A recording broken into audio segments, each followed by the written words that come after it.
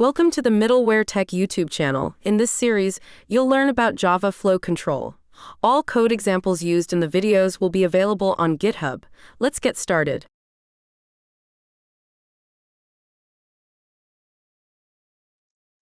I want to say on Java control flow is that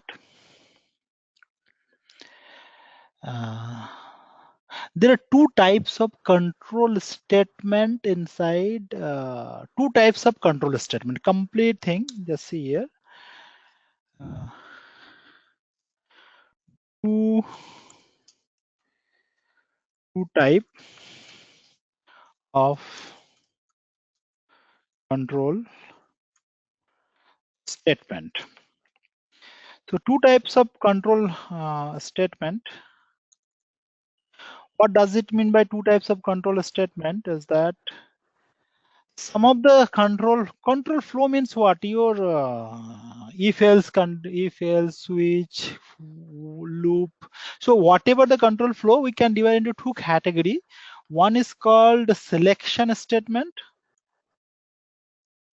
Selection statement are like your if.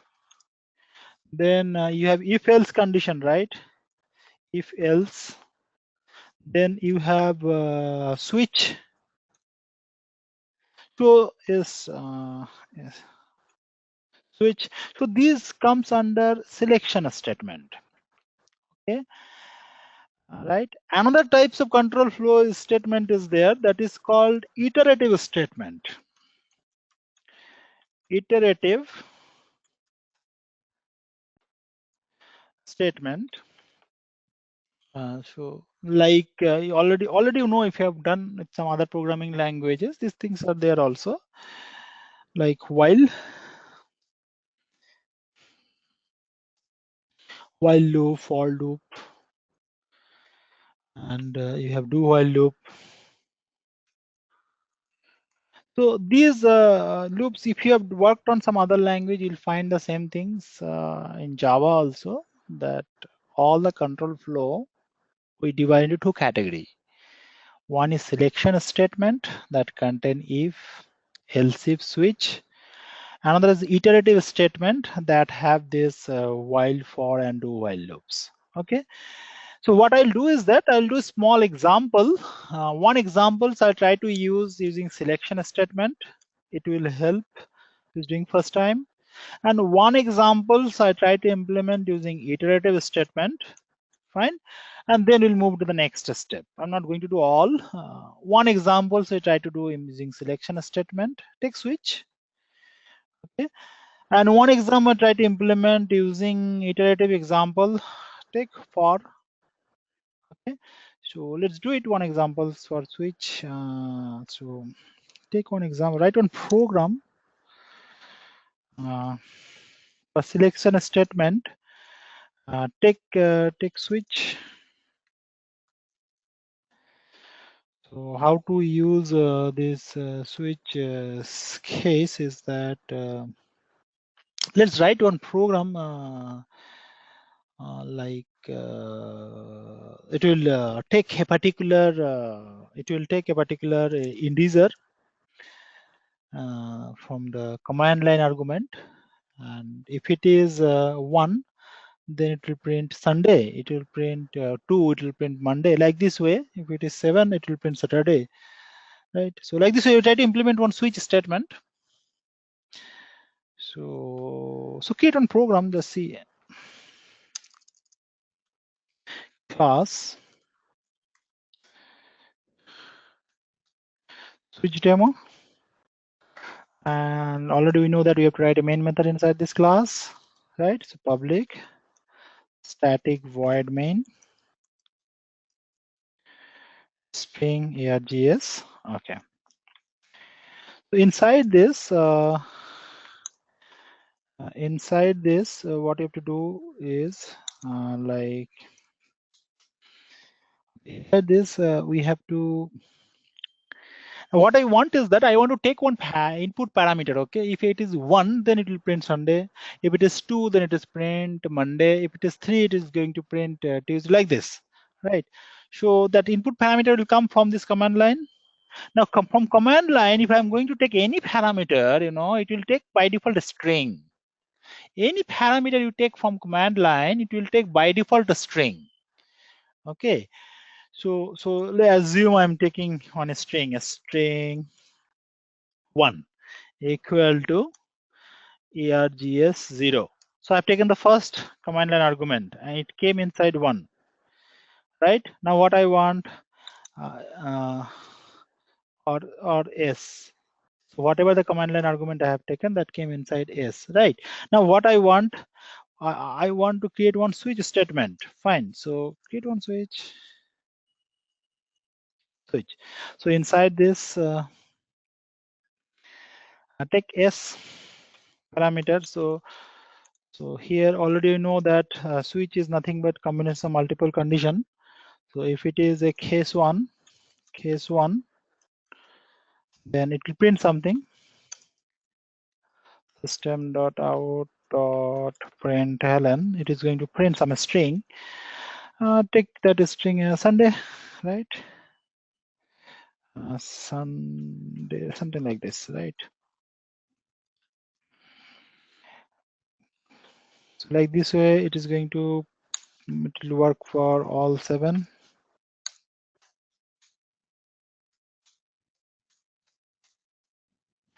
Okay. So for case 2, you can use here. Okay, fine. For case 3, you can write something like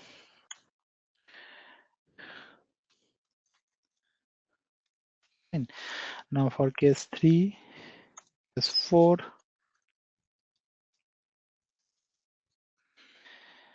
you can use another one string and define that string as, and for case 4, 5, 6, 7. So already we know that switch condition is nothing but the combinations of multiple conditions, and all multiple conditions we defined using a case. So here I have defined a case from 1 to 7. So each case will execute based on your input. One of the case will be execute. So here Wednesday, Thursday, Friday, and Saturday. Fine.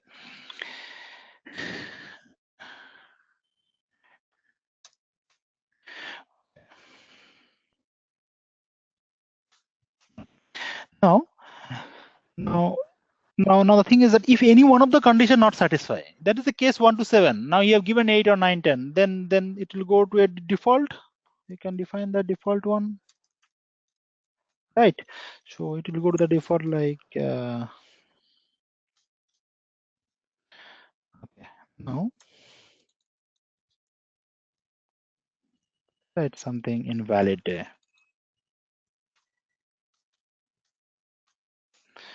Like this, right? Now here, first point is that it is taking a particular integer. First point, just see here. It will take a particular integer. Now, whatever the input parameter I have taken is using string args, whatever the parameter you have taken, it will by default a string. So what we have to do is that we have to convert that string to an int. You have to convert that string to an int, then you have to put inside the switch structure. It's taking an int. Okay, so what you have to do is that you have to convert it into an int. So how to convert a string to an int? So we have one of the class called integer dot parseInt. Using this integer dot parseInt, we'll convert that string s to an int a. Okay, assume it is. So we have converted the string to an int. We have converted that string to an int. Now this int I'm passing inside my switch, right? right? Okay, now here now I'm closing this main method. Now inside the switch statement already you know, right? You assume one case executed. So after that you have to put the break, right? So fine, Control C. It must be there. Control V. Control V. So that should be executed to go out from the switch. Like this, right? Fine. So let me check it. It's done. A small program just to understand how switch work and how to take the command line argument and how I can convert that command line argument from a string to an int. Okay. Okay. So just see here, switch demo. .java, Control C. Execute it. Switch demo.java. Okay. So this is my notepad. I'm using notepad. Today I'll do notepad. From tomorrow I'll give you some IDE. So this is my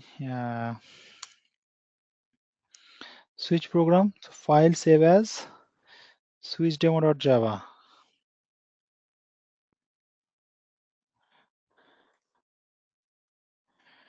Switch demo.java. Fine. Just save this. Yes, we have saved. Switch demo.java came. Now I have to compile and run. So compile and run this code. First I have to compile how javac switch demo.java compiled. Now ca.class file should come here. Came. Fine. Now I have to run this code. Java switch demo. Right now, see, it is giving array index out of bound exception. Why? Because if you see this program, I have to pass the parameter from the command line, not this one. I have to pass the program from the command line. Just see here, I have to pass the parameter from the command line. Fine, because I'm not passing any parameter from the command line. That's why this error is coming. So pass the parameter, assume I'm passing 4. So now it's Wednesday. So it is coming as a string inside your code. It's coming as a string inside your code, right? You can see here, it is coming as a string inside your code. It's coming as a string inside your code. Now you have converted the string to an int, right? But then the switch gets executed and it's that case executed, and after that the break executed. Fine, it came outside the switch.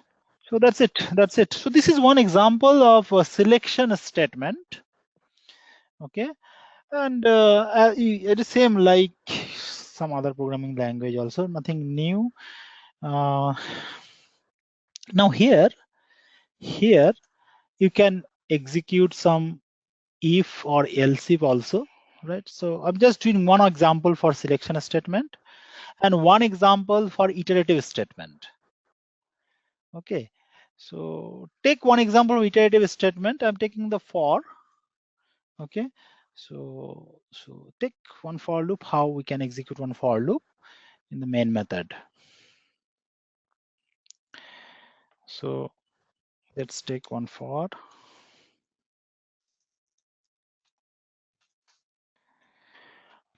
Now let's see, let me write one class here, class for loop demo. So inside this class I should have a main method. Okay. Public static void main.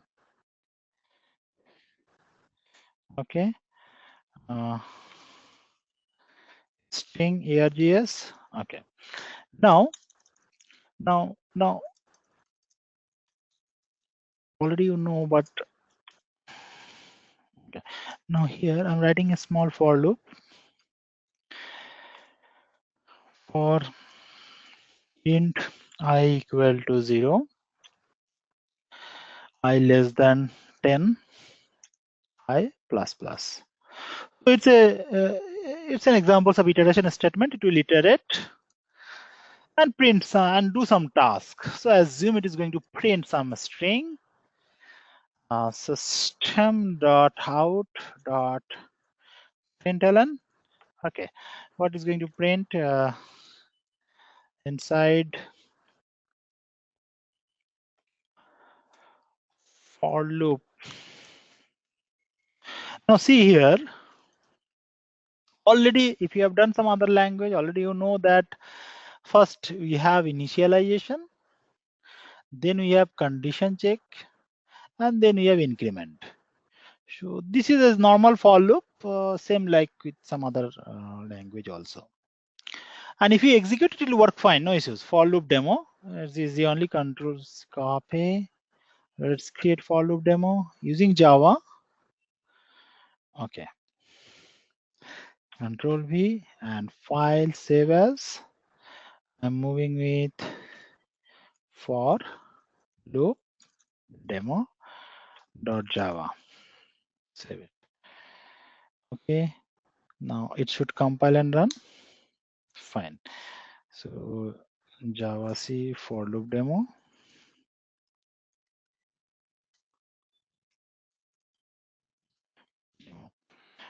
Java. Java for loop demo. Fine. And it is printing the string. It's okay. No, normal for loop itself. Now I want to say here one point is that in Java 5 version, in Java 5, from Java 5, if you remember, I told you that from Java 5 is called Tiger edition of Java.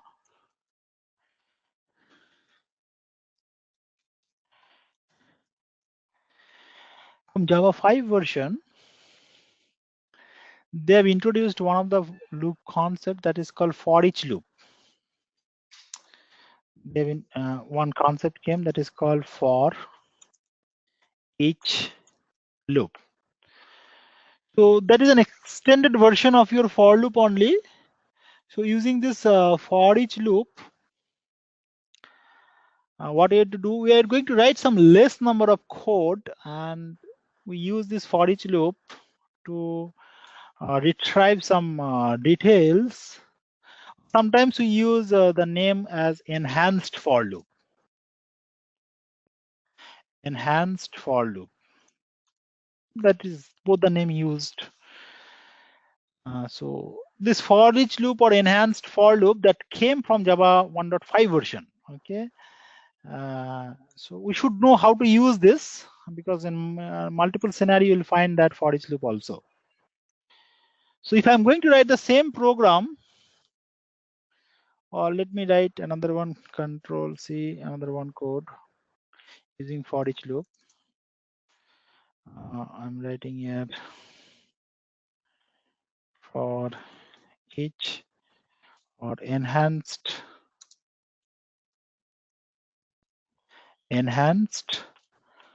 for loop demo. Okay, fine. So inside this so inside this class, what I'll do is that I'm going to use for each loop to retrieve some details from an array. So declare one int array, int a, one array, a static array of multiple elements like 10, 30, 20, 45, 67, something. Right, so one array element is there. Now, what is the purpose of this for each loop is that it is mainly it is used to retrieve the details either from a particular array or from a particular collection. Okay, so if I want to retrieve the details, what I'll do, I want to retrieve all the details that is available inside this array. So use for each loop. So for each loop, I'm just writing for each loop. Just see here, please. For int I colon a, int I colon a, fine, and here opening brace, closing brace, Now here what I'll do, print system dot out dot println. Okay, now here I'm going to print all the elements. I equal to plus I. That's it. So what happened is that if you see here in the normal for loop, we have three conditions. In a normal for loop, what we have in a normal for loop, we have initialization, condition check, and increment. But in case of for each loop or enhanced for loop, if you see initialization hidden, condition check, that is also hidden, increment, that is also hidden. So what I'm doing, just write based on the type of array, int I colon array name. So what it will do, this variable will move inside an array and print each and every element in each iteration, right? So here in case of enhanced for loop, you are not using initialization or condition check or increment, right? So but here you have that one, right? So the main part, so let me check it is working or not first. So Control C, copy, come in the same folder location, Control V, and here this is my class name, Control C, file save as, Control V dot Java, save it.